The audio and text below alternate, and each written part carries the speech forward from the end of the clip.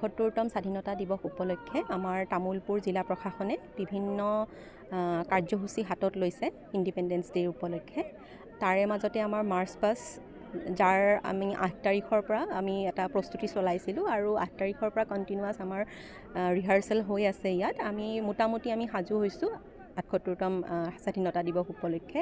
লগতে নিৰাপত্তা বেষ্টনীৰ ক্ষেত্ৰতো আমাৰ পুলিচ প্ৰশাসনে খুব সুন্দৰকৈ কামখিনি কৰিছে।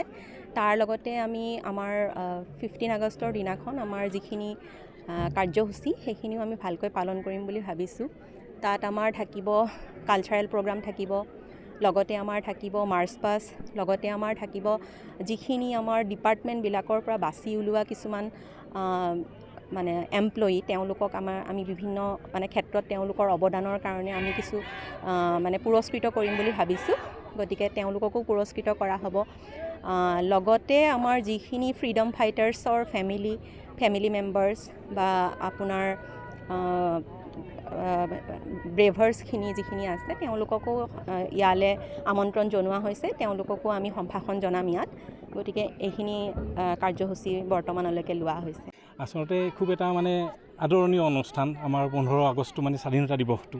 আৰু এই দিৱসটিত আমাৰ তামোলপুৰ জিলা প্ৰশাসনে আজি যোৱা 8 আগষ্টৰ পৰাই ইয়াত তামোলপুৰ উচ্চতৰ মাধ্যমিক বিদ্যালয়ৰ খেলপথাৰত মাৰ্চ পাষ্টৰ কাৰণে এটা প্ৰেক্টিছৰ আয়োজন কৰিছে।